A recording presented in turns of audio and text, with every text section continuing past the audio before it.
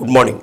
Welcome to coffee time sip and see. ఈరోజు coffee time sip and సీలో భాగంగా తెలుగు వార్తా దినపత్రికల్లో వచ్చినటువంటి ప్రధానమైనటువంటి వార్తలు, జాతీయ స్థాయిలో, జిల్లా స్థాయిలో, రాష్ట్ర స్థాయిలో ఉన్నటువంటి వార్తల్ని ఒకసారి మనం పరిశీలన చేద్దాం. సాక్షి దినపత్రికని మనం చూస్తే ఎన్ఎస్ఏగా మళ్ళీ అజిత్ దోవల్, జాతీయ భద్రతా సలహాదారుగా మాజీ ఐపీఎస్ అజిత్ దోవల్ను కొనసాగిస్తూ కేంద్ర ప్రభుత్వం ఉత్తర్వులు జారీ చేసినటువంటి వార్తని ఒకటి ప్రచురించారు.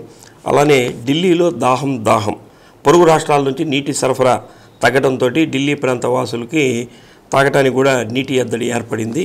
అది ప్రధానంగా వార్త వేశారు. డయ్యూరప్పపై అరెస్ట్ వారెంట్. ఫోక్సో కేసులో కర్ణాటక మాజీ సీఎం బిఎస్ డయ్యూరప్పపై court non bailable arrest warrant జారీ చేసినటువంటి వార్తను కూడా చూస్తున్నాం. అలానే విండీస్ ముందుకు, న్యూజిలాండ్పై 13 పరుగుల తేడాతో గెలుపు. అంటే world cup, T20 world cup జరుగుతుంది కదా, దాంట్లో నిన్న విండీస్ న్యూజిలాండ్పై విజయం సాధించినటువంటి వార్తను కూడా ఒకటి చూస్తున్నాం. ఇక జగన్మోహన్ రెడ్డి గారు నిన్న ఎమ్మెల్సీలతోటి ఒక సమావేశాన్ని నిర్వహించారు. నిబ్బరంతో నిలబడదాం, ఎమ్మెల్సీలతో సమావేశంలో వైఎస్ జగన్ దిశానిర్దేశం. ఆత్మస్థైర్యాన్ని కోల్పోవాల్సినటువంటి అవసరం లేదు, భవిత మనదే అంటూ వాళ్ళందరూ కూడా ఒక దిశానిర్దేశం చేసినటువంటి వార్తని మనం సాక్షిలో చూస్తున్నాం. కేంద్రంలోనూ జీపీఎస్, వైఎస్ జగన్ తీసుకొచ్చిన గ్యారంటీ పెన్షన్ స్కీమ్ ఆదర్శంగానే కేంద్రం అడుగులు అన్నటువంటి ఒక వార్త. వల నిండాలి, బ్రతుకులు పండాలి. నేటి అర్ధరాత్రితో ముగియనున్న చేపల వేట నిషేధం గడువు.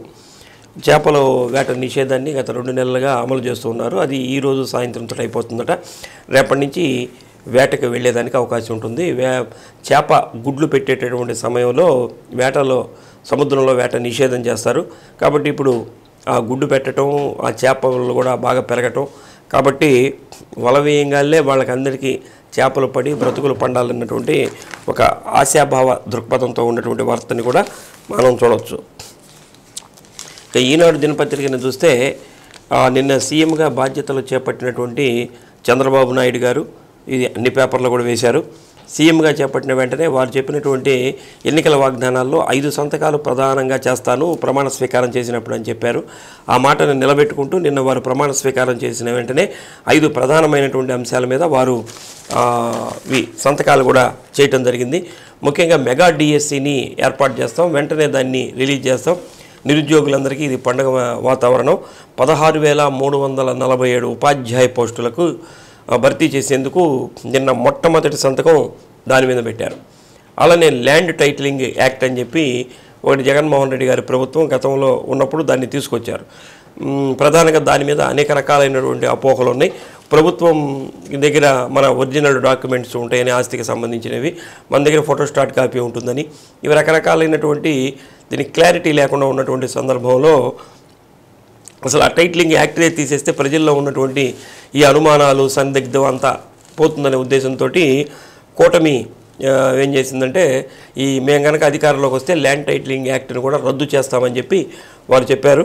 అలానే దాని మీద 2వ సంతకాన్ని నారా చంద్రబాబు నాయుడు గారు నిన్న సీఎంగా ప్రమాణ స్వీకారం చేసిన అనంతరం పెట్టడం జరిగింది.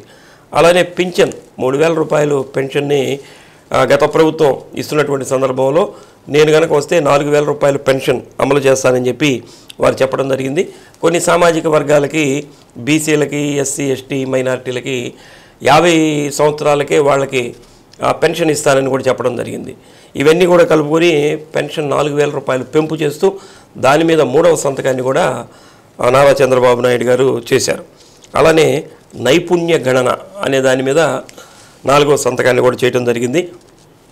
ఇక పేద ప్రజలకి ఈ పని పాట చేసుకునేటటువంటి వాళ్ళకి ఏమీ గడవనటువంటి వాళ్ళకు కూడా 5 రూపాయలకే భోజనం పెట్టేటటువంటి ఒక పథకం, అన్నా క్యాంటీన్లు అన్నటువంటి గత ప్రభుత్వంలో చంద్రబాబు నాయుడు గారు సీఎంగా ఉన్నప్పుడు అన్నా క్యాంటీన్ని గతంలో ఏర్పాటు చేశారు. అయితే పోయిన ప్రభుత్వం, వైసీపీ ప్రభుత్వం వచ్చిన తర్వాత అన్నా క్యాంటీన్లని తీసేయటం జరిగింది. మళ్ళీ నేను కనుక అధికారంలోకి వస్తే మళ్ళీ వాటిని పునరుద్ధరిస్తానని చెప్పి నారా చంద్రబాబు నాయుడు గారు చెప్పడం, దానికి సంబంధించినటువంటి 5వ సంతకం అన్నా క్యాంటీన్లు ప్రారంభం అన్నటువంటిది 5వ సంతకాన్ని కూడా వారు పెట్టడం జరిగింది. ఏదైతే ఎన్నికలకు సంబంధించి 5 వాగ్దానాలు ఇచ్చారో 5 వాగ్దానాల మీద మొట్టమొదటి సంతకాన్ని పెట్టారు. ఇవన్నీ నిన్నటి నుంచే అమల్లోకి వచ్చేటటువంటి ఏర్పాటు కూడా చేశారు. ఏపీపీఎస్సీని ప్రక్షాళన చేస్తారా, వైకాపా పాలనలో భ్రష్టు పట్టిన కమిషన్ అన్నటువంటి ఒక వార్తను కూడా చూడొచ్చు. అలానే అఖిల భారత సర్వీసుల గౌరవాన్ని దెబ్బతీశారు, కొందరు ఐఏఎస్ల తీరుపై ముఖ్యమంత్రి చంద్రబాబు తీవ్ర అసంతృప్తి చెందినటువంటి వార్తను కూడా ఒకటి చూస్తున్నాం. వాసుదేవరెడ్డికి హైకోర్టు షాక్. అంటే వాసుదేవరెడ్డి గారు అంటే ఈ ఏపీ బెవరేజెస్ కార్పొరేషను మాజీ ఎండీగా ఆయన ఉన్నాడు. ఆయన మీద వాళ్ళ ఇంట్లో సోదాల్లో 6 కేజీల బంగారం కొనుగోలు చేసిన రసీదులు కూడా దొరికాయట. ఈ నెల 18కి విచారణకు రమ్మని చెప్పి తెలిసినట్లు ఒక వార్తను కూడా మనం చూస్తున్నాం. ఇక జగన్మోహన్ రెడ్డి గారు నిన్న ఎమ్మెల్సీలతోటి సమావేశం పెట్టారు కదా, కళ్ళు మూసుకుంటే 5 ఏళ్ళు గడిచిపోతాయి. కాబట్టి ఈ 5 ఏళ్లలో మనం చేయాల్సినటువంటి పనులు అవన్నీ దిశానిర్దేశం చేసినటువంటి వార్తను కూడా మనం చూస్తున్నాం. ఇక ఆంధ్రజ్యోతి దినపత్రిక చూస్తే 5 సంతకాల సంబరం అన్నటువంటి ఒక వార్త కూడా వేశారు. ఏపీకి పూర్వ వైభవానికి తొలి అడుగు. నిన్న పవన్ కళ్యాణ్ గారు మాట్లాడారు. సీఎం చంద్రబాబు సంతకాలపై పవన్ హర్షం, కూటమి హామీలు అమలు మొదలైందని పోస్టు, బొకే శాలువాలు తేవద్దని నేతలకు వినతి చేసినటువంటి పవన్ కళ్యాణ్ గారు ఈ వార్తను కూడా మనం చూస్తాం. ఉపాధి కోసం వెళ్ళి అగ్నికి ఆకుతాయి. కువైట్ అగ్ని ప్రమాదంలో 3 రాష్ట్ర వాసులు దుర్మరణం చెందినటువంటి వార్తను కూడా చూస్తున్నాం. నిన్న చాలామంది ఆ కువైట్లో అగ్ని ప్రమాదంలో ఆగుతయ్యారు. దాంట్లో ఎక్కువ మంది మన భారతీయులే ఉన్నారు. దీంట్లో మన రాష్ట్రం నుంచి కూడా 3 ఉన్నట్లు ఒక వార్తని ప్రధానంగా చూస్తున్నాం. ఇక మన జిల్లా స్థాయి వార్తలు కనుక చూస్తే ఈరోజు ప్రపంచ రక్తదాతల దినోత్సవం. దీని సందర్భంగా రక్తదాన శిబిరాన్ని కూడా ఏర్పాటు చేయటం, ఈ రక్తదాతలు ఎవరైతే ఉంటారో వాళ్ళందరికీ సర్టిఫికెట్స్ ఇవన్నీ ప్రదానం చేసే కార్యక్రమాన్ని జిల్లా కలెక్టర్ గారి ఆధ్వర్యంలో ఏర్పాటు చేశారు. కలెక్టరేట్లో ఉన్నటువంటి స్పందన హాల్లో దీనికి సంబంధించి రక్తదాన శిబిరాన్ని అలానే రక్తదాతలకి సర్టిఫికెట్స్ ప్రదానం చేసేటటువంటి కార్యక్రమాన్ని కూడా ఏర్పాటు చేశారు. ప్రతి ఒక్కళ్ళు కూడా స్వచ్ఛందంగా వచ్చి రక్తదానం చేయాలని కలెక్టర్ గారు కూడా పిలుపునివ్వడం జరిగింది. ఒక మనిషి కనుక రక్తదానం చేస్తే ఒక 3కి ఉపయోగపడేదానికి అవకాశం ఉంటుంది. అలానే ఎవరికైనా ఈ గుండె జబ్బులు ఉన్నటువంటి వాళ్ళు ఉంటారు కదా, రక్తదానం చేస్తే గుండె జబ్బులు కూడా రావట. కాబట్టి ఇది ఒక మంచి బెనిఫిట్ కూడా మనకి. కాబట్టి దీన్ని ఈ రక్తదానం ఎవరైతే చేయాలనుకుంటారో సంపూర్ణ ఆరోగ్యం ఉన్నటువంటి వాళ్ళందరూ కూడా రక్తదానాన్ని చేయొచ్చు. అందరూ స్వచ్ఛందంగా ఈరోజు కలెక్టరేట్లో ఏర్పాటు చేసినటువంటి రక్తదాన శిబిరానికి వెళ్ళి స్వచ్ఛందంగా రక్తదానం చేయవలసిందిగా కోరుతూ ఉన్నారు. కాఫీ టైమ్ సిప్పండిసీలో చిన్న విరామం తీసుకొని మిగతా వార్తలు చూద్దాం. కాఫీ టైమ్ సిప్పండిసీకి తిరిగి స్వాగతం. మహిళలకి ఉచితంగా టైలరింగ్ శిక్షణ ఇచ్చేదానికి మనకి సంతనూతలపాడు మండలం ఎండ్లూరు గ్రామంలో ఈ మహిళల కోసమే ట్రైనింగ్ ఇచ్చేటటువంటి ఒక సెంటర్ ఉంది. దీనికి సంబంధించి మహిళలకి కుట్టు మిషన్లో శిక్షణ ఇచ్చేదానికి 15 సంవత్సరాల నుంచి 45 సంవత్సరాల వయసు కలిగినటువంటి వాళ్ళు ఈ శిక్షణ కార్యక్రమంలో పాల్గొనవచ్చు.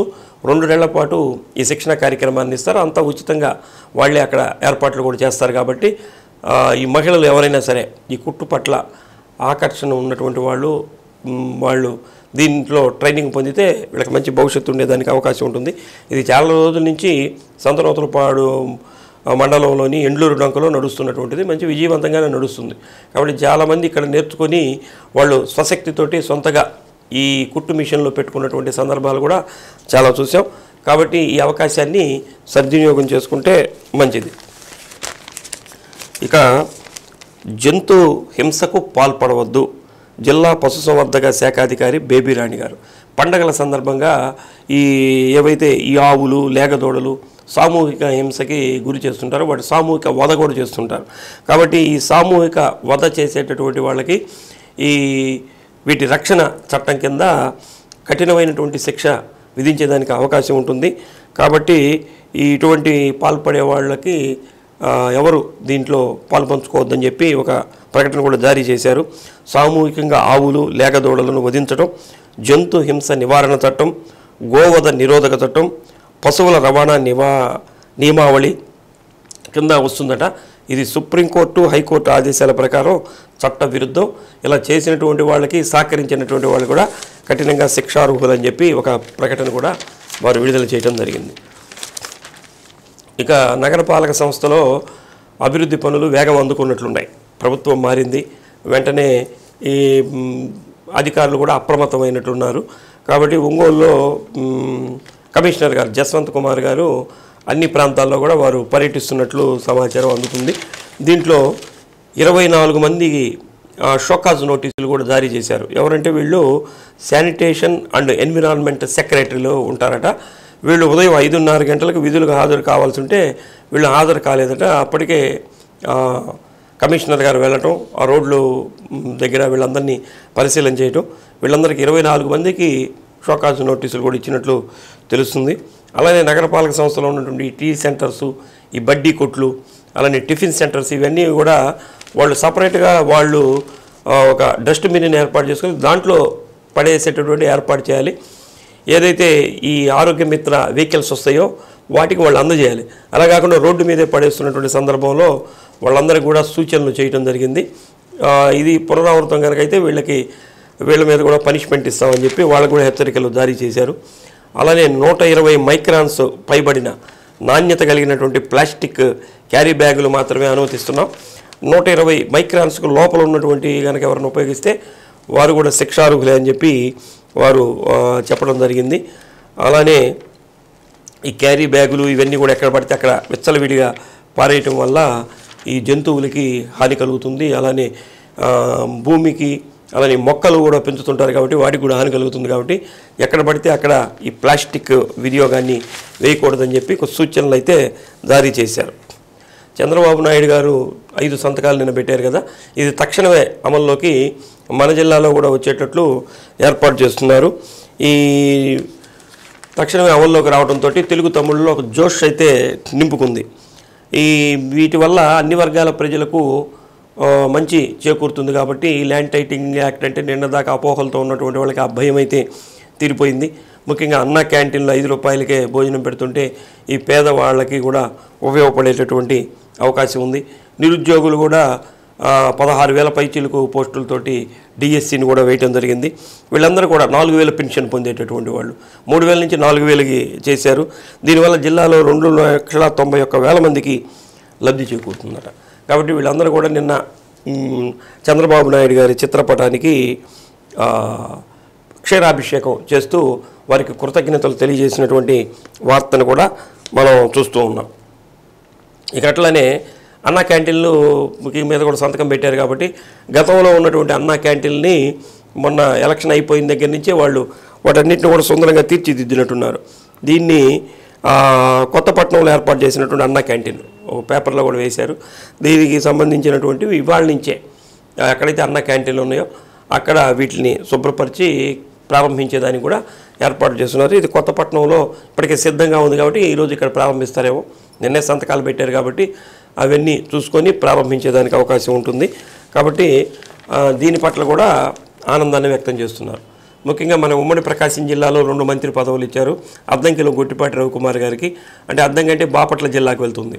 మన కొండపంటే మన ప్రకాశం జిల్లాలో ఉంది కాబట్టి 2 ఉమ్మడి జిల్లాలు ఒకటే అయినా కానీ విడిపోయినటువంటి సందర్భంలో ఇప్పుడు మన ప్రకాశం జిల్లాకి సంబంధించినటువంటి మంత్రిగా మనం స్వామి గారిని చూడొచ్చు. స్వామి గారు నిన్న నారా చంద్రబాబు నాయుడు గారి యొక్క ప్రమాణ స్వీకార కార్యక్రమానికి వారు అక్కడ మంత్రిగా కాబట్టి అక్కడే ఉన్నారు. నిన్న బాలకృష్ణ గారిని కూడా అక్కడ మర్యాదపూర్వకంగా కలిశారు. రేపు 16వ తేదీ వారు నేరుగా నియోజకవర్గానికి వస్తున్నారు. ఈ నియోజకవర్గానికి వచ్చేటటువంటి సందర్భంలో వారికి భారీగా స్వాగతం పలికేదానికి నియోజకవర్గంలోని ప్రజలు, ముఖ్యంగా అక్కడ దామచర్ల సత్య గారు ఉన్నారు, వారి ఆధ్వర్యంలో భారీగా ఏర్పాట్లు కూడా చేస్తున్నారు. నిన్న దామచర్ల సత్య గారే సీఎం గారి అక్కడ ప్రమాణ స్వీకార కార్యక్రమంలో కూడా వీరు దాంట్లో ఒక భాగస్వామి కూడా. అలానే ఆ అనుభవంతో ఇక్కడ స్వామి గారికి యొక్క ఈ స్వాగత సత్కారాల కార్యక్రమాన్ని కూడా చేస్తున్నారు. 16వ తేదీ వారు వస్తారట.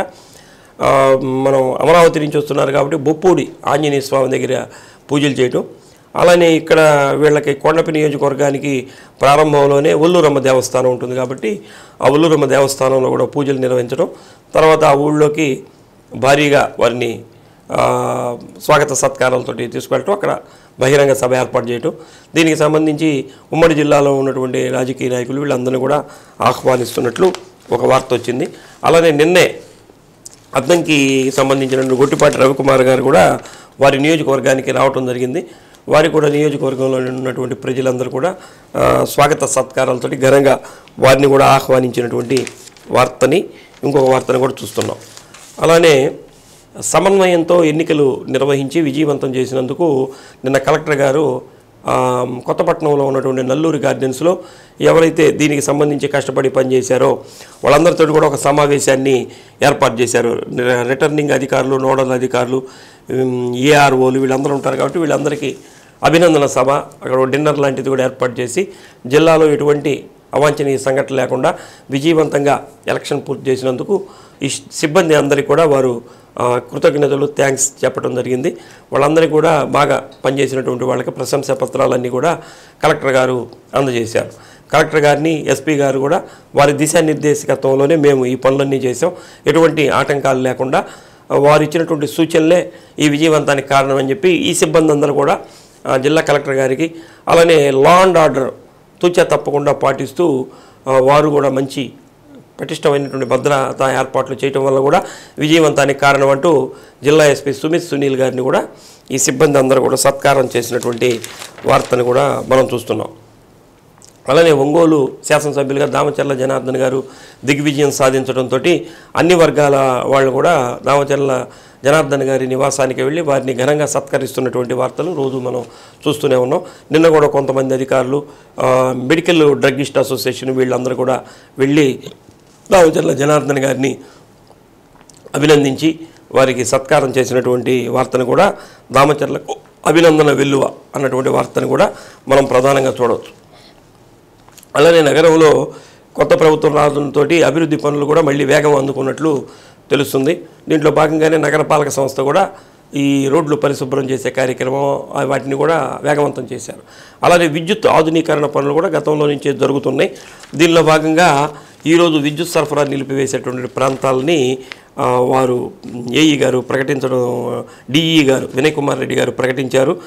మనకి ఈ మరమ్మతుల దృష్ట్యా ఏమవుతుందంటే ఉదయం 7 గంటల నుంచి 11 గంటల వరకు పెద్ద post office road, PDCC bank, 1వ పట్టణ పోలీస్ స్టేషను, నగరపాలక సంస్థ కార్యాలయం, శివాలయం సెంటరు, కోర్టు సెంటరు ఈ ప్రాంతంలో 7 గంటల నుంచి 11 గంటల వరకు కరెంటు తీసేస్తున్నటువంటి వార్తను కూడా ఇచ్చారు. అలానే ఉదయం 6 గంటల నుంచి 11 గంటల వరకు సంతపేట ప్రాంతంలో కూడా కొన్ని విద్యుత్ ఆధునీకరణ పనులు జరుగుతున్నాయట. అక్కడ కూడా ఈ విద్యుత్ సరఫరా నిలిపివేసేదానికి ఏర్పాట్లు చేశారు. కాబట్టి ప్రత్యామ్నాయం చూసుకోవాల్సిందిగా కోరుతున్నాం. ఇది ఈరోజు కాఫీ టైమ్ సిప్ అండ్ సీలో ఉన్నటువంటి ప్రధానమైనటువంటి వార్తలు. రేపటి కాఫీ టైమ్ సిప్ అండ్ సీలో మళ్ళీ కలుద్దాం. అంతవరకు సెలవు, నమస్కారం.